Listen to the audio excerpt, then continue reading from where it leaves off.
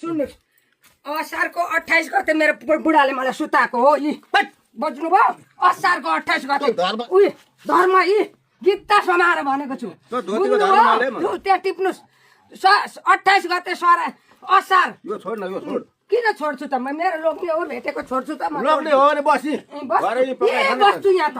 तँलाई चाहिँ बस्छु यहाँ यसरी हैन दुईजना उ नगर्नु न अनि सुताको प्रमाण यी बुझ्नुभयो सुन्नु न अनि स्वानी नसुताए पो सुताउँछ हो त किन खानु हजुरले ल्याउनु भएको श्रीमती हो तपाईको अस्तिको दिन गरे लिएर आएको के नाम पर्यो हजुरको कमला के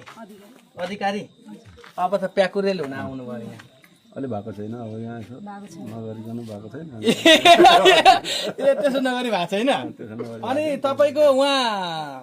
के अरे उहाँको जेठी श्रीमती अब तपाईँको सौतै भनौँ न आउनु भएको छ तपाईँको माइत चाहिँ कहाँ माइत मेरो उता भोजपुर पनि हो चतरा पनि हो ब्राह्मण पनि बिहे गर्नु भएको थियो कि थिएन अनि उहाँलाई चाहिँ बोलाउनु न पहिला उहाँलाई किन बोलाउनु बोलाउनु परेन परेन पहिले आफू बोलाएर आफूलाई के अरे म आफ्नो गरेर खाइरहेको थिएँ हजुर हजुर अब के अरे गाडीमा पनि त कति मान्छे हिँड्छ हजुर हजुर के अरे पाहाड जाने हजुर महिना थियो हजुर त पुरानो लागेको बेला महिना थियो डालु खोला चाहिँ यस्तै मङ्सिर पुसको बेला हजुर हजुर डालु खोलामा पाहाड हिँडेको आफ्नो जन्मथलो यता उँधै के अरे यो रामपुरदेखि अगाडि मेघबारी उता पाहाड हजुर हजुर त्यहाँ जाँदाखेरि के अरे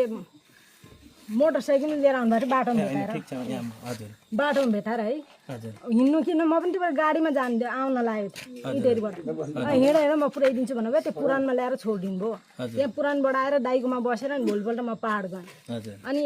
अब उहाँले के भन्नुभयो थाहा छैन मलाई रोडीले नि 21 गते मङ्सिर हालेको थियो क्या कोठा के अरे कोठामा ल्याएर राखेको छ के भन्नुभयो त्यो थाहा छैन के बसेको दालु खोलेर 1 महिनापछि म घर गएँ घर गएपछि उहाँले फोन गर्नुभयो कहाँ छेस् भनेर म घरमा छु भने के गर्नु भएको छ के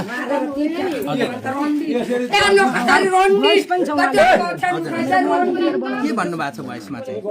के अरे आएर बस अब म बुढाबुढीको झगडा के हो मलाई थाहा छैन के अब त्यो थाहा छैन आएर बसेर त्यतिकैमा किन हामी चिन्नु नजानु मैले उहाँलाई चिनेको पनि छैन मलाई माइती गाउँमा मुख देखाउने लायक छोडेकी छैन म त्यसै आएको छुइनँ हजुर हजुर म काम गर्ने पत्नी बिरामी आमा बिरामी भएर ब्राह्मण काम गरेर गरेर आफै बिरामी गरेर बिरामी नै छु म त्यति बोल्न पनि सक्दिनँ मेरो शरीरमा खुन छैन अनि जहाँ जान्छु पनि फलानाले त के तिमीलाई लगेको अरे नि भन्ने के कसले भन्नु भने दातारामको बुढीले भनेको हजुर अनि म रिसले नै आएको ए अहिले रिसले नै आउनु हो रिसले नै आएको मार्छन् बाले पाल्छन् अब म के अरे मैले सबै त्यागेर आएको छु तपाईँ पनि एक्लै हुनुहुन्थ्यो अनि त्यही भएपछि अब तपाईँ प्याकुरेलसँग चाहिँ तपाईँहरू अहिले वैवाहिक जीवनमा अब बाँधिनु भयो उहाँले पनि आउनुहोस् नै भन्नुभएको थियो पहिला चाहिँ उहाँहरू नै हो पहिला उहाँकै श्रीमती हो बेइज्जत गर्ने मेरो पनि इज्जत छ नि म पनि छोरी मान्छे मेरो आफ्नो छोरा मेरो पनि त छोराछोरी छ नि म आफ्नो छोराछोरी सम्हालेर बसेको थिएँ नि त हजुर हजुर किन बेइज्जत गर्नु नजानु त्यतिकै बाटोमा को हिँड्छन् को हिँड्दैनन् र सिटी चलाउने मान्छे सिटीमा कतिजना मान्छे बस्छन् त्यो सब भयो भएर बुढी हुन्छन् हजुर आँखा लाउने पनि तरिका हुन्छ नि अब के गर्नुहुन्छ अब सँगै मिलेर बस्नुहुन्छ उहाँले जुन घरमा भित्राउनु भएको छ त्यही घरमा बस्छु म काहीँ पनि जानु यो घर किन्नु भयो तपाईँहरू यहाँ आएपछि मैले किनेको होइन उहाँले किनेको लागेको छैन म आफ्नो 1 रुपियाँ पनि दिनेवाला छैन किन मेरो पनि त छोरा छ नि मेरो छोरालाई पनि दिनुपर्छ नि मैले पुरो गर्नु भएन मैले कमाएको त मेरो छोरालाई हो बदनाम गर्ने अनि अहिले आएर ठुलो कुरा गरेर हुन्छ बेइज्जत किन गर्नु भोइस छ मसँग 2-3 वटा पठाएको किन नबोले कि म कहिले यसो पनि लाग्यो होइन खुस्किएको छ कि मैले मेरो आफ्नै भाउजूहरूसँग पनि कुरा गरेँ को हो दिदी के अरे भाउजू यो